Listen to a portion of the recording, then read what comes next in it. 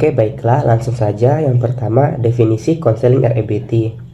Nah, pendekatan ini pertama kali dikenalkan dengan nama rational therapy oleh Albert Ellis pada tahun 1955, kemudian dirubah namanya menjadi Rational Emotive Behavior Therapy atau REBT.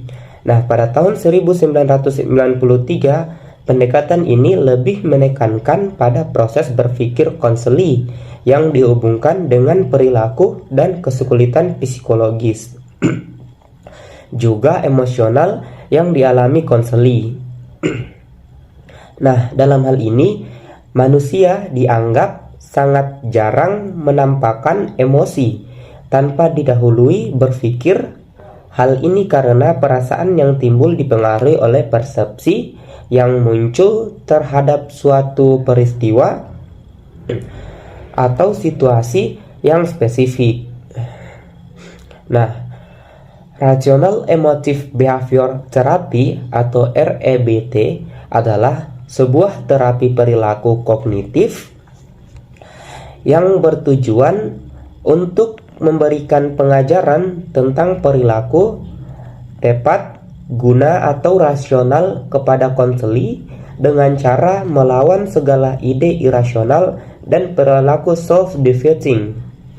Nah, Jones juga berpendapat bahwa seseorang dikatakan rasional ketika ia memiliki kemampuan untuk berpikir, merasakan, dan berperilaku dengan cara menunjukkan pada pencapaian tujuan, bukan menghambat tujuan yang ia inginkan. Nah, dari beberapa pengertian di atas, maka kita dapat menyimpulkan bahwa yang dimaksud dengan Counseling Relational Emotive Behavior Therapy atau REBT adalah satu pendekatan konseling yang mengutamakan layanannya pada perubahan konsep berpikir konseli dari yang irasional menjadi lebih rasional. Nah, pada konseling REBT ini juga konselor membantu konseli untuk berperilaku tepat guna dengan cara menghilangkan segala konsep pemikiran yang tidak logis. Nah, kemudian yang kedua, konsep dasar konseling REBT. Nah, di mana pendekatan ini cenderung menerima kelemahan sifat manusia yang dapat berbuat salah dan berusaha untuk memahami serta bersifat toleran terhadap kejujuran. Dalam hal ini Yusuf mengemukakannya dalam bukunya Konseling Individual, Konsep Dasar dan Pendekatan pada tahun 2016. Nah, maka pada pendekatan ini seorang konselor harus menerima dan menghargai konselinya dengan apa adanya.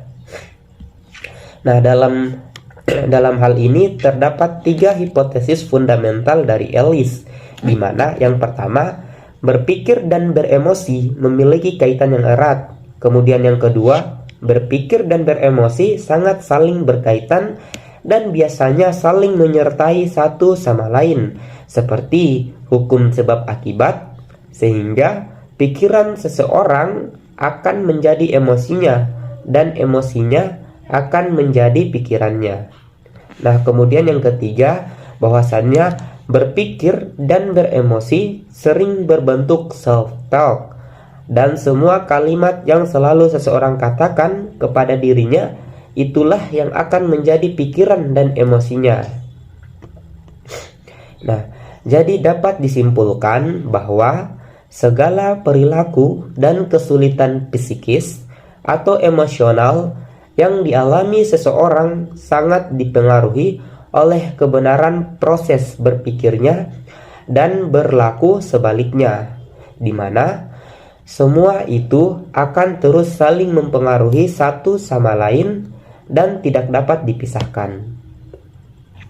Kemudian yang selanjutnya, teknik-teknik konseling REBT.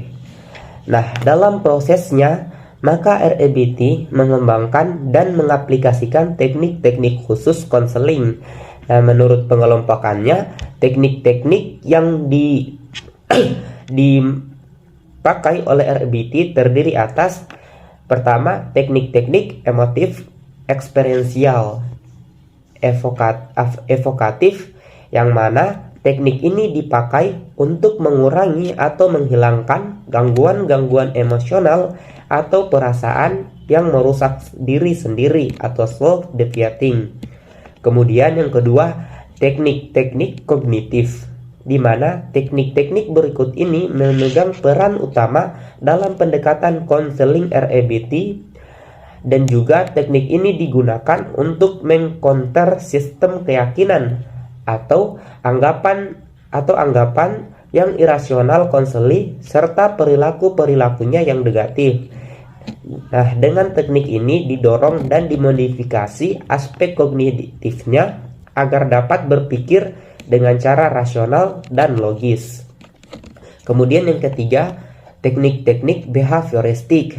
Nah, di mana dalam banyak hal REBT banyak menggunakan teknik-teknik behavioral, terutama dalam memodifikasi perilaku-perilaku yang negatif dan konseli dengan mengubah akar-akar keyakinannya yang irasional dan ilogis.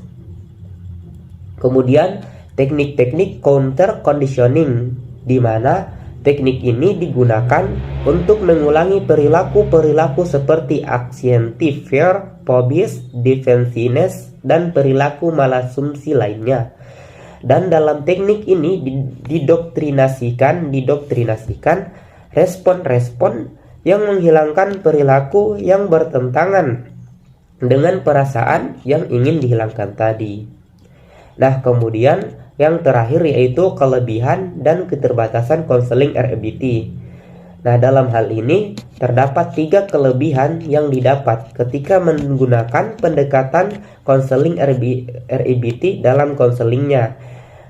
Yaitu yang pertama, menggunakan pendekatan ini akan mempercepat proses penemuan titik permasalahan utama konseli.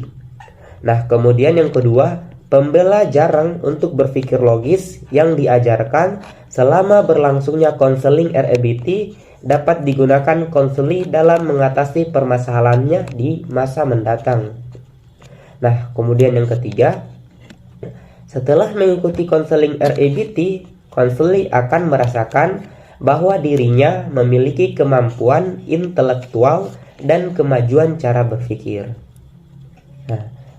Namun di balik kelebihannya, konseling pendekatan REBT juga memiliki beberapa kelemahan, yaitu yang pertama, kadar kecerdasan konseli yang berbeda menyebabkan tidak semua konseli dapat ditolong dengan pendekatan REBT yang menggunakan analisis logis dan filsafat yang bertumpu pada kemampuan logika.